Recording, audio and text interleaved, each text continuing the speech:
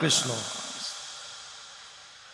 পদে কৈছে তোমাৰও পুৰনি শত্ৰু উপজিল প্ৰভু যেবে আজ্ঞা কৰা পৃথিবী বিচাৰো সাম্প্ৰতে যতেক শিশু উপজিয়া আছে মানে মায়া কৰি সমস্তকে মাৰ কংসই মন্ত্ৰীসকলক মাতি আনিছিল আৰু যোগমায়াই যেটো কথা কৈছিল যে তোমাৰ প্ৰধান বৈৰী ইতিমধ্যে পৃথিৱীত অৱতৰিত হ'ল সেইকাৰণে মন্ত্ৰীসকলে কৈছে হে মহাৰাজ যিহেতুকে তোমাৰ পুৰণি শত্ৰু বিষ্ণু বা নাৰায়ণ তেওঁ যিহেতুকে অলৰেডি উপজিল বুলি কৈছে অৱতাৰ গ্ৰহণ কৰিলে বুলি কৈছে গতিকে তুমি আমাক আজ্ঞা কৰা আমি সমস্ত পৃথিৱী বিচাৰ কোচাৰ কৰোঁ আৰু বৰ্তমান সময়ত যিমানবিলাক শিশু জন্ম হৈছে সাম্প্ৰতে যতেক শিশু উপজি আছে মানে এই সময়ত যিমানবিলাক শিশু জন্ম হৈছে মায়া কৰি সমস্তকে মাৰো এই সমস্তবিলাক শিশুক মাৰি দিম কাৰণ তাৰ মাজতে তোমাৰ শত্ৰুজনো আছে তোমার আশুক দেখি কি করই জীবন আবে থাকি আমি করো কোনো কাজ কারণ তোমার অসুখ দেখি অর্থাৎ যত তোমার সুখ নাই দুখ মন তুমি দুখিত হৈ থাকিলে আমি আমার জীবন কেনেকৈ ধারণ কৰিম গতিকে আমাক আজ্ঞা কৰা ইয়াৰ পাছত অকণমান মহাপুৰুষ গুৰুজনে আমাক উপদেশ দিছে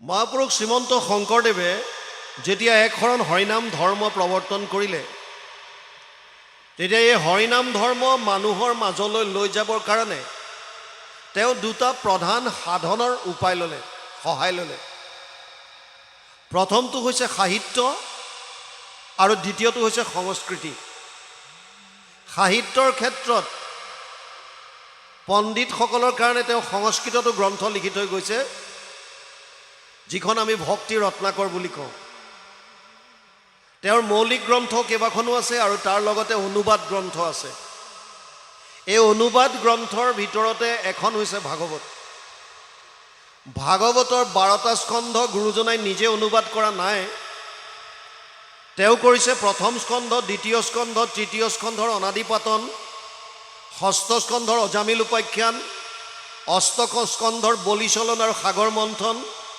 দশম স্কন্ধৰ আদিচোৱা আৰু শেষ চোৱাৰ পৰা কুৰুক্ষেত্ৰ যাত্ৰা একাদশ স্কন্ধ সম্পূৰ্ণ আৰু দ্বাদশ স্কন্ধ সম্পূৰ্ণ এয়া গুৰুজনে নিজে কৰিছে তেওঁ অনুবাদ কৰোঁতে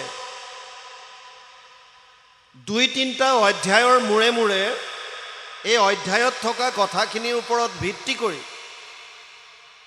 আমাৰ দৰে নৰলোকৰ কাৰণে নৰ সমাজৰ কাৰণে একোটাকৈ উপদেশ দি থৈ গৈছে আৰু সেই উপদেশ এতিয়া আমি ইয়াত আলোচনা কৰিম তেওঁ কৈছে কৃষ্ণৰ ভৃত্যৰ ভৃত্য শংকৰে ৰচিলা গীত শুনিও ক সমস্তে সমাজ কি কৈছে সংসাৰ সাগৰ ঘোৰ দুখৰ নাহিকে ওৰ কেৱলে তাপত মাত্ৰ মজি জানিয়েৰা আনৰতিক কৰিয়া একান্তমতি হুয়ো পাৰ মাধৱক ভজি সংসাৰ সাগৰ ঘোৰ তাতে কলিযুগ কলিকালটোক দোষৰ সাগৰ বুলি কোৱা হয় কলৌ দোষ নিধে ৰাজন অস্তিহি এক মহান গুণ কীৰ্তনাদেৱ কৃষ্ণৈশ্ব মুক্ত সংগ পৰম ব্ৰজেত 12-3-51 দ্বাদশ স্কন্ধ তৃতীয় অধ্যায় 51 নম্বৰ শ্লোকত ব্যাসদেৱে লিখিছে যে কলি দোষৰ সাগৰ আৰু ইয়াত যদিও কলিকাল দোষৰ সাগৰ ইয়াত এটা মহান গুণ আছে মাধৱ পুৰুষে লিখিছে দোষৰ সাগৰ কলি তাকো পৰীক্ষিত ৰাজা গুণ দেখি কৰিলা ৰক্ষণ অন্তৰ্জাতি পাতকীও কলি তৰয় সুখে মুখে কৰি কৃষ্ণৰ কীৰ্তন ভগৱানৰ কীৰ্তন কৰি লীলাসমূহৰ শ্ৰৱণ কীৰ্তন কৰি কলিযুগত আমি পাৰ পাব পাৰোঁ কিন্তু কলিকাল ই দোষৰ সাগৰ এইকাৰণে কৈছে সংসাৰ ঘোৰ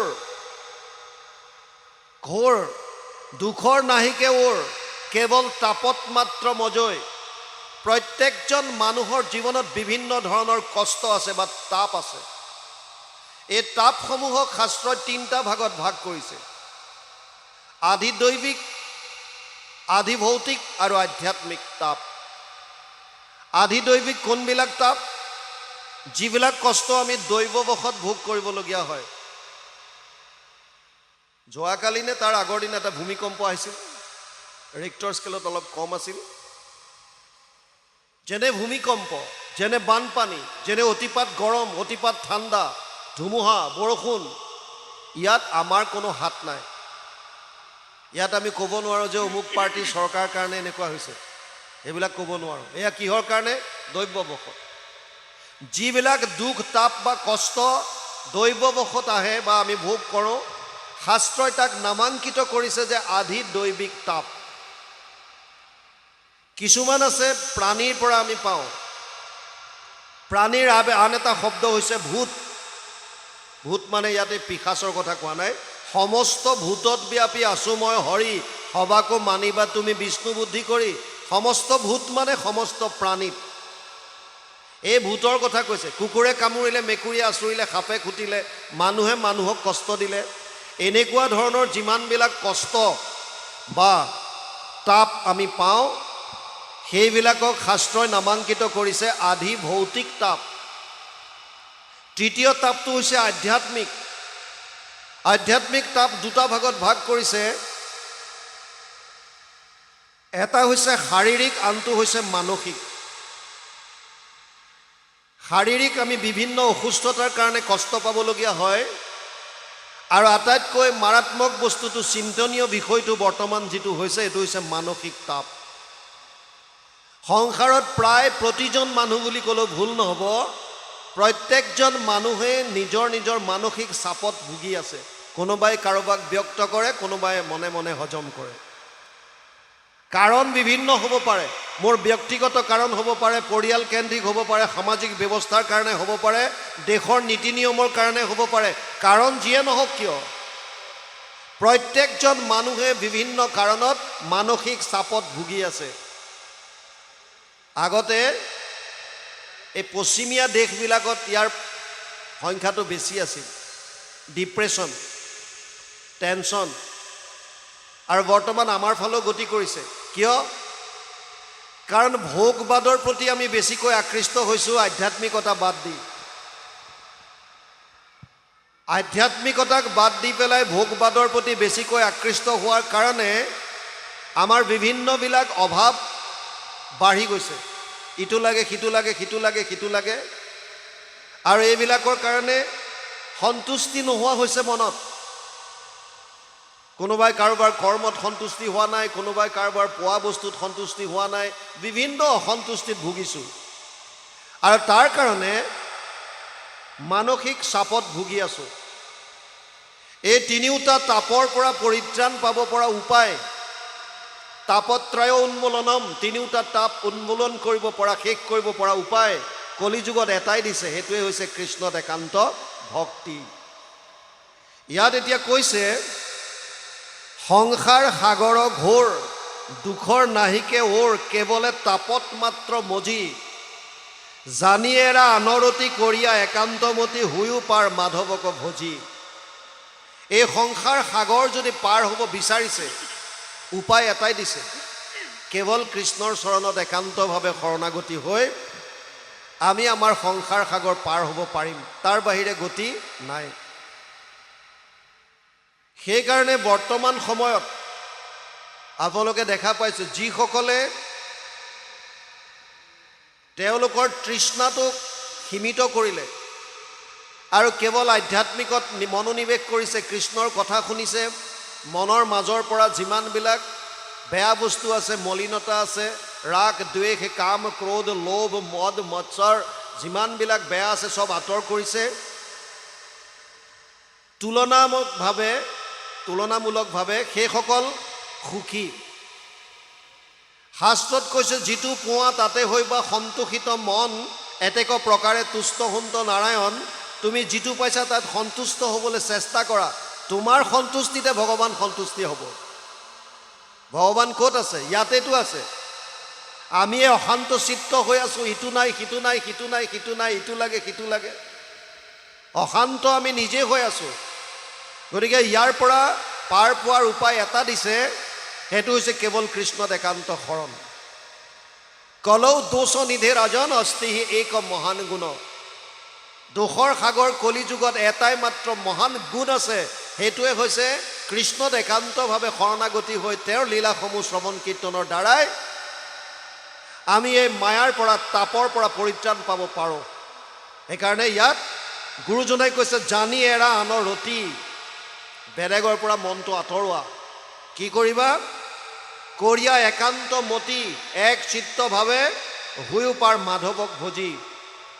ভগৱান কৃষ্ণক ভজনা কৰি ভক্তি কৰি এই সংসাৰ সাগৰ পাৰ হ'বলৈ চেষ্টা কৰা। যি লক্ষিত আশা কৰি সদায় আকুল মন, তেহো মহা চঞ্চল সৰ্বথা। বিষয়ত যত সুখ অন্তত সমস্তে দুখ, তাক যত্ন কৰি মৰা বৃথা। যি লক্ষিত আশা কৰি সদায় আকুল মন, তেহো মহা চঞ্চল সৰ্বথা। আশা পাশা সতীৰ্বদ্ধ কামক্ৰোধ পৰায়ণা, ইহন্তে কাম ভোগাৰ্থম ন্যায়ন অৰ্থ সঞ্চয়ন। ষষ্ঠাদশ অধ্যায় 12 নম্বৰ শ্লোক গীতাত অৰ্জুনক কৈছে, হে অৰ্জুন, আশাৰ পাশত বন্দী হৈ মানুহে দুৰ্নীতিৰ দ্বাৰা অৰ্থ সঞ্চয় কৰাত লাগিব। কিয়? চবেই ভাবে যে টকা পইচা হ'লে পৃথিৱীৰ ভিতৰত মই আটাইতকৈ সুখী মানুহ হ'ম। কিন্তু ইয়াত কৈছে যি লক্ষিত আশা কৰি সদায়ে আকুল মন, তেহো মহা চঞ্চল সৰ্বথা। সেই লক্ষী এজেগাত নাথাকে। ধন টকা পইচা যিটো আমি ঘটো, আমাৰ জীৱনৰ 100টা বছৰৰ যিকণ সময় শৰীৰ সুস্থ সবল হৈ থাকে, আমি ধন টকা পইচা ঘটাত গুৰুত্ব দিওঁ। আৰু আমাৰ চাকৰিৰ বয়স হিচাপে 60 বছৰ বয়সলৈকে চাকৰি কৰি বিভিন্ন ব্যৱসায় বেপাৰ বাণিজ্য ইত্যাদি কৰি আমি অৰ্থ সঞ্চয় কৰোঁ। কিন্তু তাৰ পাছত কি হয়? সেই পইচাখিনি আকৌ আমি যিখিনি ঘটিলোঁ তাৰে মোটা অংশ এটা আমি শৰীৰটোৰ কাৰণেই হওক বা বিভিন্ন কিবা আন কাৰণত হওক আকৌ আমাৰ সঞ্চয়ৰ পৰা উলিয়াই আনি খৰচ কৰিবলগীয়া হয়। বুজি পাইছেনে? আপুনি যিমান কষ্ট শৰীৰটোক দি পেলাই অৰ্থ উপাৰ্জন কৰি বেংকত থ'লে, সময় অহাৰ লগে লগে দেখা পায় যে তাৰ পৰা অলপ অলপকৈ উলিয়াই পেলাই আকৌ ডাক্তৰক দিবলগীয়া হৈছে, মেডিচিনত দিবলগীয়া হৈছে, অমুকত দিবলগীয়া হৈছে, তমুকত দিবলগীয়া হৈছে। ধন টকা পইচা আপোনাৰ লগত নাযায়। এজন ৰজা আছিল। ৰজাজনৰ 4 গৰাকী পত্নী আছিল। ডাঙৰ গৰাকীৰ নাম আছিল কায়া, দ্বিতীয় গৰাকীৰ নাম আছিল কাঞ্চন, তৃতীয় গৰাকীৰ নাম আছিল কামিনী আৰু চতুৰ্থ গৰাকীৰ নাম আছিল কৰুণা। ৰজাই আটাইতকৈ বেছি ভাল পাইছিল কাক? কায়াক। খুব মৰম কৰে। যলে যায় কায়াক লগত লৈ যায়। বিভিন্ন ৰাজ্য জয় কৰি বেলেগ বেলেগ দেশবিলাক আক্ৰমণ কৰি তাৰ পৰা যিমান ধন টকা পইচা ঘটি আনে, এই সমস্ত ধন টকা পইচা কায়াৰ বস্ত্ৰ অলংকাৰত খৰচ কৰে।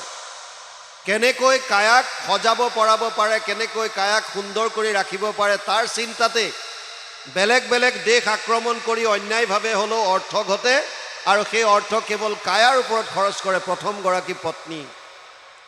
কেতিয়াবা কেতিয়াবা কাঞ্চনক লগত লৈ যায়। কেতিয়াবা উৎসৱত কোনোবা এটা ডাঙৰ ফাংচন হ'লে তেতিয়া কাঞ্চনক লগত নিয়ে, অলপ মৰম কৰে, প্ৰথম গৰাকীতকৈ কম। তৃতীয় গৰাকী হৈছে কামিনী। মিতিৰ কুটুমৰ ঘৰলৈ গ'লে, ক'ৰবাত কিবা তেনেকুৱা হ'লে, যাবলগীয়া হ'লে তেতিয়া কামিনীক লগত নিয়ে। ৰজাই একেবাৰে দেখিব নোৱাৰে চতুৰ্থ গৰাকী পত্নী কৰুণা। কৰুণাৰ ফালে চকু তুলি নাচায়, মুখেৰে মাত এষাৰো নিদিয়ে। আৰু এনেকৈ দিন আগবাঢ়িছে। ৰজা বৃদ্ধ হৈ আহিল। যিবিলাক নেচাৰেল ডেথ, সাধাৰণ মৃত্যু যিবিলাক, তেওঁলোকে মৃত্যুৰ প্ৰাক মুহূৰ্তত অলপ হ'লেও গম পায় যে মই আৰু বেছি সময় জীয়াই নাথাকোঁ। এইকাৰণে আমি আগতেতো প্ৰায় মানুহে কৰিছিল তেনেকুৱা, খবৰ খাতি দিয়ে, অমুকক মাতি দিয়া, ছোৱালীজনীক মাতি দে, মই আৰু বেছি সময় নাথাকোঁ, বা ল'ৰা বাহিৰত আছে যদি তালৈ খবৰ দে, মোৰ যোন আছে সম্বন্ধীয় মিতিৰ কুটুম চবকে খবৰ দি মতাই। আৰু এনেকুৱাও আছে, মোৰ নিজৰে ককা আইতাৰ কথা আমি শুনো যে বাহিৰত বিচনা পাৰি দিবলৈ কৈছে, আমাৰ গুৰুগৃহৰ পৰা অকণমান মাটি আনি পেলাই ফোট এটা দিবলৈ কৈছে, আৰু গোটেই কৈ মেলি ঢুকাইছে। চবকে কিবা এমুঠি যিমান ৰাইজ আহিছে চাহ কৰি খাবলৈ দিছে। তাৰপাছত মই যাওঁ বুলি কৈছে, মোৰ ৰথ আহিছে, মই যাওঁ, আৰু ওলাই গৈছে। তেনেকৈ কোৱা দেউতাৰ মুখত কোৱা শুনো, মই ককাক দেখা নাই। তাৰমানে আগৰ মানুহে এনেকৈ কৈ গৈছিল, এতিয়াও বহু জেগাত আমি তেনেকুৱা শুনো, নেচাৰেল ডেথ যিবিলাকৰ হয়। এই ৰজাজনে গম পালে যে মই আৰু বেছি সময় জীয়াই নাথাকোঁ, এতিয়া তেওঁৰ মৃত্যুলৈ ভয় লাগিছে। সেইকাৰণে যিগৰাকী পত্নীক জীৱন্ত অৱস্থাত আটাইতকৈ বেছি ভাল পাইছিল, যাৰ কাৰণে অন্যায়ৰ দ্বাৰা হ'লেও অৰ্থ সঞ্চয় কৰিছিল, দুৰ্নীতিৰ দ্বাৰা হ'লেও টকা পইচা ঘটিছিল, সেইগৰাকী পত্নীক মাতিলে কায়াক, আৰু কায়াক ক'লে যে কায়া, মই গম পাইছোঁ যে আৰু মই বেছি সময় জীয়াই নাথাকোঁ, গতিকে মোৰ মৃত্যুলৈ ভয় লাগিছে। তুমি মোক এটা কথা কোৱা যে মোৰ মৃত্যু হ'লে তুমি মোৰ লগত যাবানে নাই? কায়াই মানা কৰি দিলে যে হে স্বামী, তোমাৰ মৃত্যু আহিছে, তুমি অকলেই যাব লাগিব, মই তোমাক লগ দিব নোৱাৰোঁ। ৰজাই মনত বৰ দুখ পালে, যিগৰাকী পত্নীৰ কাৰণে গোটেই জীৱনটো মই ত্যাগ কৰিলোঁ, উচৰ্গা কৰি দিলোঁ।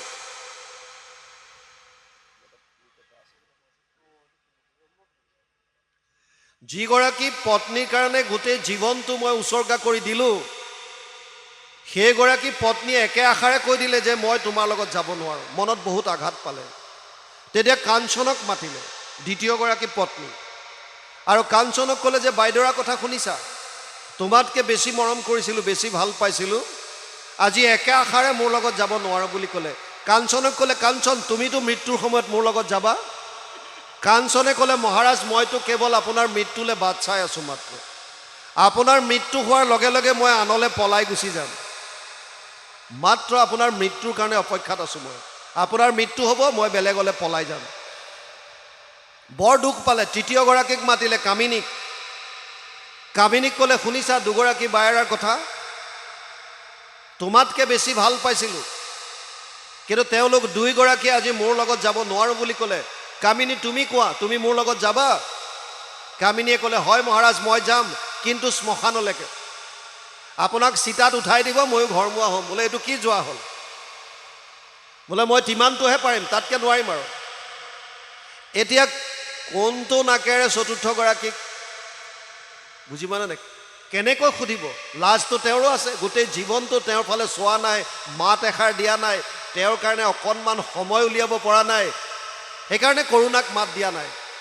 কৰোণা নিজে আগবাঢ়ি আহিছে আৰু আহি পেলাই ক'লে, হে স্বামী, মোক এবাৰটো সুধি চাওক, কিজনী মই আপোনাৰ লগত যাবলৈ সন্মতি প্ৰকাশ কৰোঁ। ৰজাই ক'লে, মই কেনেকৈ সুধিম, মোৰতো স্বাভিমান বোলা কথা এটা আছে, গোটেই জীৱনটো মই তোমাৰ প্ৰতি মাত এষাৰ ভালকৈ দি নেপালোঁ, মই তোমাৰ প্ৰতি বেয়া ভাৱ ৰাখিলোঁ, চকু তুলি নাচালোঁ, আৰু আজি মৃত্যুৰ সময়ত মই কেনেকৈ ক'ম যে তুমি মোৰ লগত যাবানে? কৰোণাই ক'লে, নহয় মহাৰাজ, আপুনি মনত যিয়ে নাভাবক কিয়, আপোনাৰ মৃত্যু হ'লে মই আপোনাৰ লগত যাম। এতিয়া কোন এই চাৰিগৰাকী পত্নী এবাৰ বুজক। কায়া হৈছে আমাৰ শৰীৰটো, এই শৰীৰটো ৰক্ষণাবেক্ষণ দিবলৈ, ইয়াক সুন্দৰকৈ সজাই পৰাই তুলিবলৈ, ইয়াক কমফৰ্ট দিবৰ কাৰণে আমি যিমান দুৰ্নীতি হয় তাক কৰিছোঁ। খোৱা বোৱা, পিন্ধন উৰণ ইত্যাদিৰ কাৰণে, ইন্দ্ৰিয়ৰ প্ৰীতি সাধনৰ কাৰণে, আশা পাশা সতেৰ বদ্ধ কাম ক্ৰোধ পৰায়ণা ইহন্তে কাম ভোগাৰ্থম অন্যায়ন অৰ্থ সঞ্চয়ান। কেৱল কামনা বাসনা উপভোগ কৰিবৰ কাৰণে আশাৰ পাশত বন্দী হৈ আমি দুৰ্নীতিৰ দ্বাৰা অৰ্থ সঞ্চয় কৰাত লাগিছোঁ। কেৱল কায়াটোক, শৰীৰটোক কমফৰ্ট দিবৰ কাৰণে, আৰাম দিবৰ কাৰণে। দ্বিতীয়গৰাকী হৈছে কাঞ্চন। কাঞ্চন কোন? কাঞ্চন শব্দটোৰ অৰ্থ হৈছে সোণ। আগতে ধন টকা পইচা সোণৰ মুদ্ৰা আছিল, সোণৰ।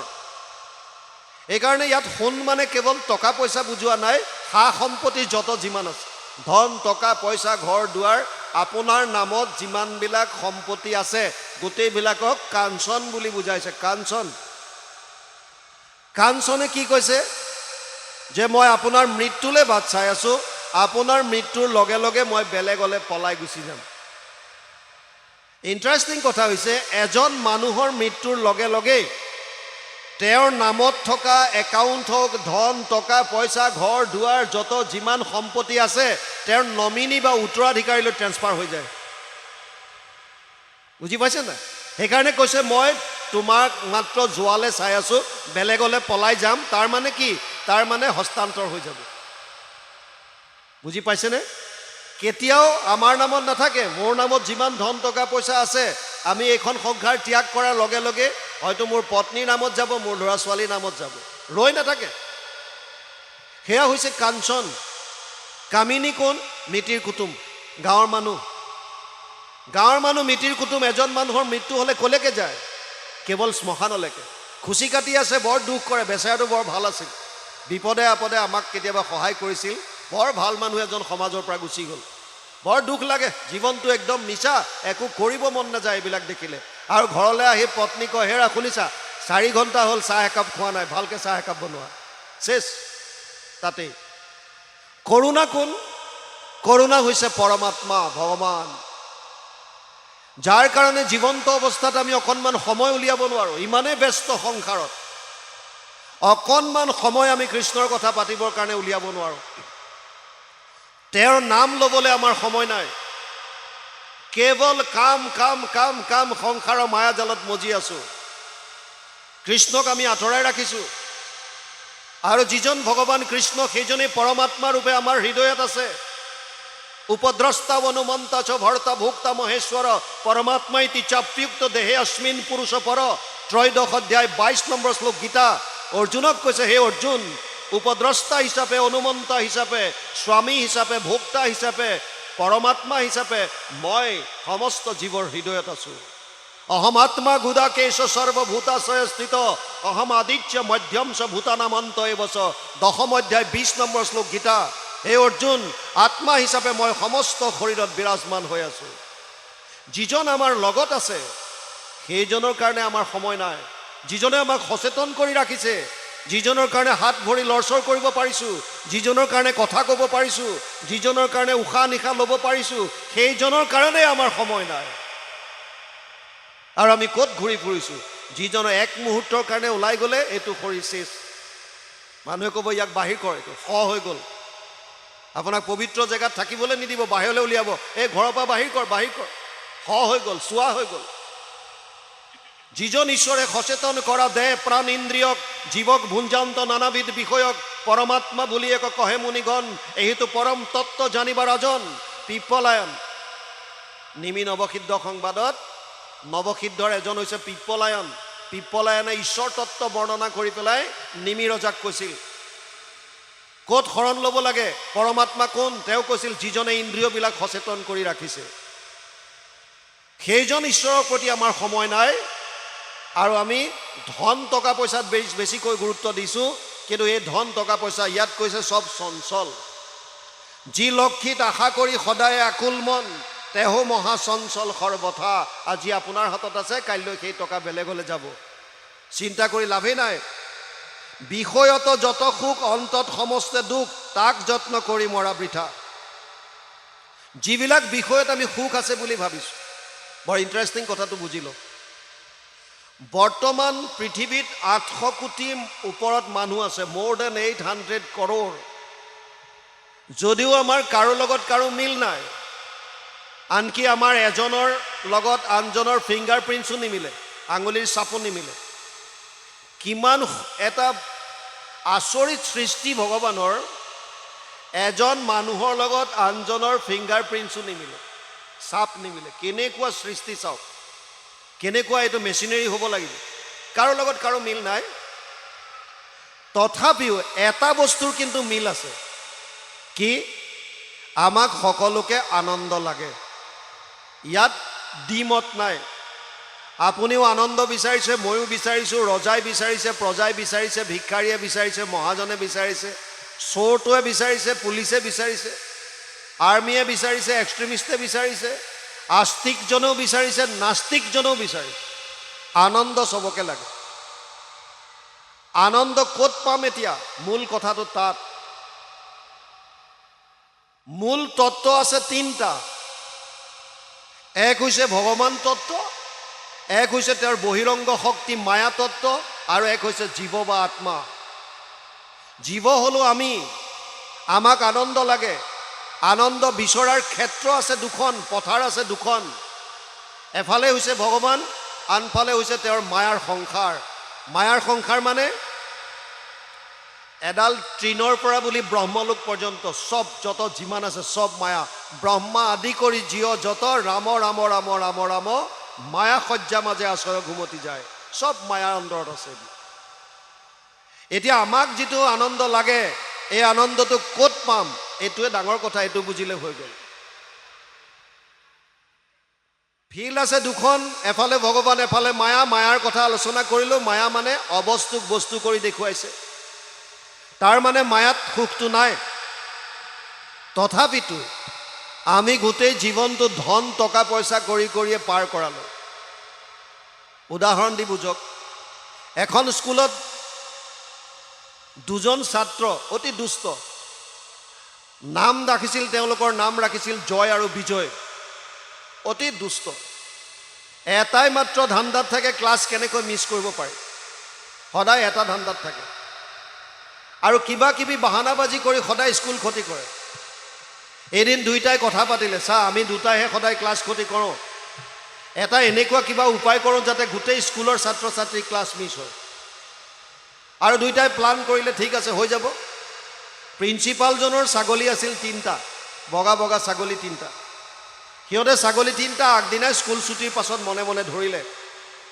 বগা ছাগলী আছিল তাত সিহঁতে নাম্বাৰিং কৰিলে এটাত লিখিলে 1 এটাত লিখিলে 2 আৰু 3 নম্বৰটোত লিখিলে 4 বুজি পালে 1 2 আৰু 4 বুলি লিখিলে 3 নম্বৰটো নিলিখিলে ছাগলী 3টা নাম্বাৰিং কৰিছে 1 2 আৰু 4 আৰু মনে মনে ষ্ট'ৰ ৰুম এটা আছিল য'ত ডেস্ক বেঞ্চ ভাঙিলে যিটো ৰুমত থয় তাত ছাগলীকেইটা সুমুৱাই বাহিৰৰ পৰা তলা মাৰি দিলে সন্ধিয়ালৈকে ছাগলী নহাৰ কাৰণে প্ৰিন্সিপালজনে চকীদাৰজনক মাতি ক'লে যে শুনা মোৰ ছাগলীকেইটা নাইকিয়া গতিকে তুমি অলপ বিচাৰ খোচাৰ কৰা স্কুলৰ কেম্পাছ চাৰিওফালে ৱাল মৰা ডাঙৰকৈ আছে গেট বন্ধ থাকে কেম্পাছৰ বাহিৰত যোৱা নাই ভিতৰতে কেনিবা আছে চকীদাৰজনে বিচাৰি মেলি চালে আহি পেলাই ক'লে ছাৰ নাপালোঁ প্ৰিন্সিপালজনে ক'লে যে কাইলৈ প্ৰাৰ্থনা সভাতে ল'ৰা ছোৱালীবিলাকক ক'বা তেওঁলোকে বিচাৰ কুচাৰ কৰি দিলে পটককৈ পাম এই কেম্পাছৰ ভিতৰতে আছে বাহিৰত যোৱাই নাই আৰু কথামতে কাম নেক্সট দিনাখন প্ৰাৰ্থনা সভাতে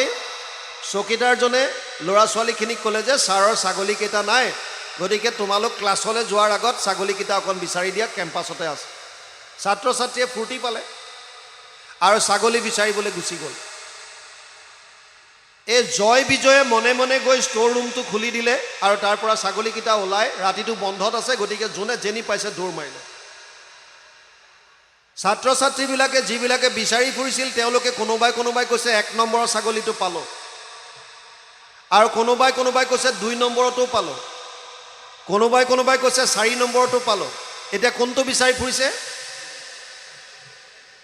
বুজি পালে 3 নম্বৰৰ ছাগলীটো বিচাৰি ফুৰিছে কেতিয়ালৈকে স্কুল ছুটি নোহোৱালৈকে যেতিয়ালৈকে টং টং মৰা নাই তেতিয়ালৈকে এই এটা ছাগলী বিচাৰি ফুৰিছে কেই নম্বৰটো 3 নম্বৰটো আৰু যেতিয়া স্কুল ছুটি হ'ল ক্লাছ সবৰে মিছ ছুটি হোৱাৰ সময়ত চকীদাৰে বৰ দুখ মনে আহি প্ৰিন্সিপালক ক'লে যে ছাৰ এটা বৰ দুখৰ কথা হ'ল বোলে কি আপোনাৰ এটা ছাগলী নাপালোঁ কেইটা পালি বোলে 3টা পালোঁ আৰে মোৰ ছাগলী 3টাহে নহয় ছাৰ আপোনাৰ 1 2 আৰু 4 নম্বৰটো পাইছোঁ 3 নম্বৰটো পোৱা নাই বোলে মোৰ ছাগলীয়ে 3টা কৈছে নহয় নাম্বাৰিং কৰা আছে 1 2 আৰু 4 বুলি এই 3টাটো ৰাতিপুৱাই পালোঁ কেতিয়াবাতে পালোঁ তেতিয়া গম পালে যে কোনোবাই এইটো বদমাচি কৰিছে যেনেকৈ নোহোৱা ছাগলী এটা বিচাৰি গোটেই দিনটো তেওঁলোকে লগালে তেনেকৈ আমিবিলাকে আপুনি মই চবেই এই সুখটো ক'ত বিচাৰি ফুৰিছোঁ ধন টকা পইচা খোৱা বোৱা কাপোৰ কানি ইত্যাদিৰ মাজত গোটেই জীৱন বিচাৰি ফুৰিলেও তাত নাপাব কিয় যিটো আনন্দ আপোনাক মোক লাগে সেইটো তাত নাই ক'ত আছে যদি মায়াৰ সংসাৰত নাই তেতিয়াহ'লে ক'ত থাকিব লাগিব ভগৱানত ভগৱান মানে কোন বেদত কৈছে তৈত্তৰীয় উপনিষদত কৈছে ৰসো বৈশহ সেইজনেই আনন্দ স্বৰূপ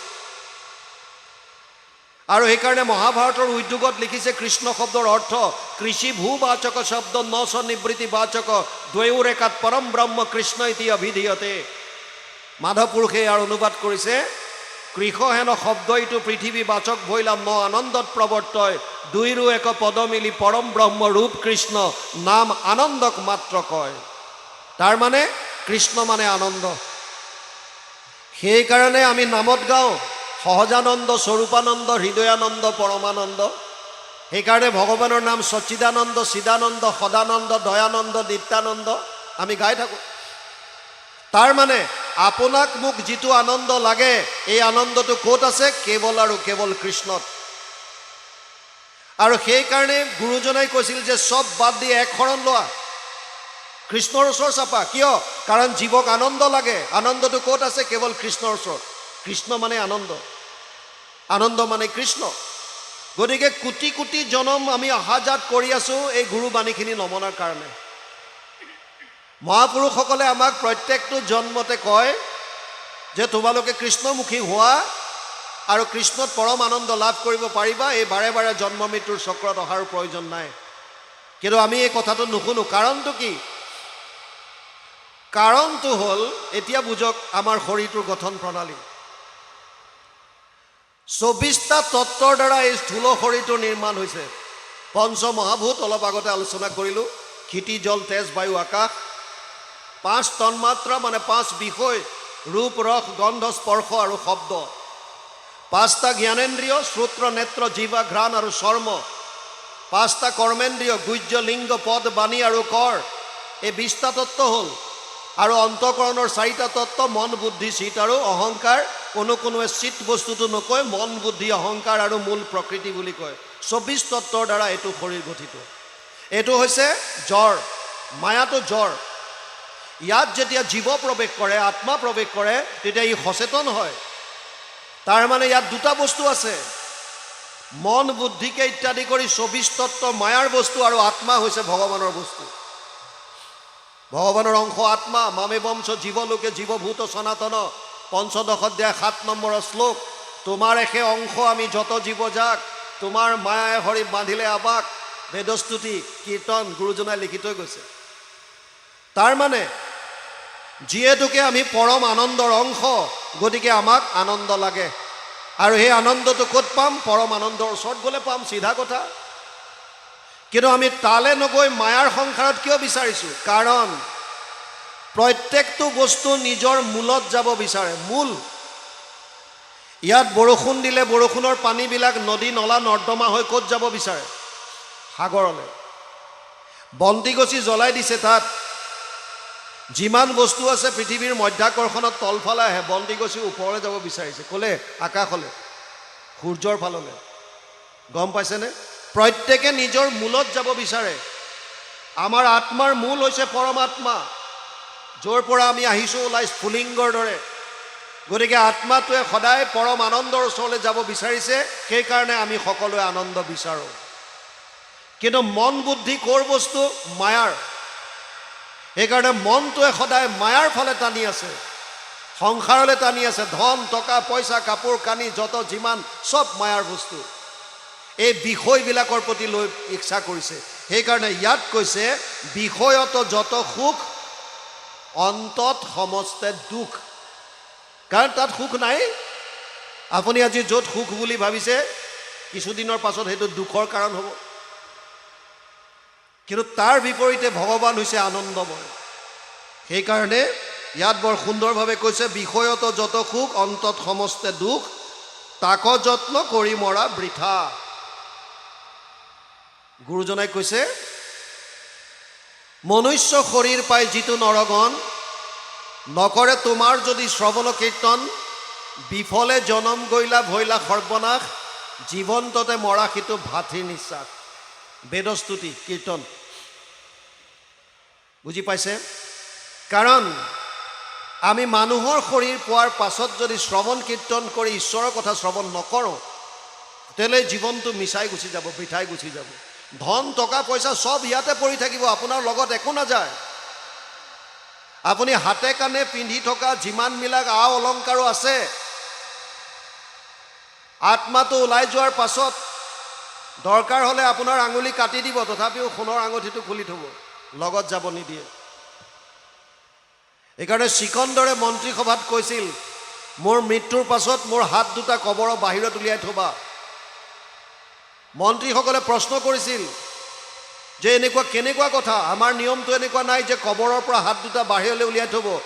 হে মহাৰাজ আপুনি এইটো কিয় কৰিব বিচাৰিছে তেওঁ কৈছিল ইকঠে কৰ জহাকে বেৰ সভি মুলকো কে মালিক थे সিকন্দৰ জব গয়া দুনিয়া সে তো দোনো হাত খালি थे মই জীৱন্ত অৱস্থাত বিভিন্ন দেশ জয় কৰি মালিক হৈ আছিলোঁ মালিক অজস্ৰ ধন টকা পইচা ঘটিলোঁ কিন্তু আজি মই অনুমান কৰিব পাৰিছোঁ মই অনুভৱ কৰিব পাৰিছোঁ যে মোৰ মৃত্যুৰ সময়ত ইয়াৰ মই ফুটা কৰি এটা লগত নিব নোৱাৰোঁ এইটোৱে হৈছে সত্য সেইকাৰণে যিটো পোৱা তাতে হৈবা সন্তোষিত মন এতেক প্ৰকাৰে তুষ্ট হন্ত নাৰায়ণ যিটো পাইছোঁ তাত সন্তুষ্ট হ'বলৈ শিকিব লাগে এই বিষয় কৰি ধন টকা পইচা পুত্ৰ পৰিবাৰ কামনা খোৱা বোৱা কাপোৰ কানি এইবিলাকত সুখ বিচাৰি ফুৰিলে এইটো অজ্ঞানতাৰ প্ৰতীক হ'ব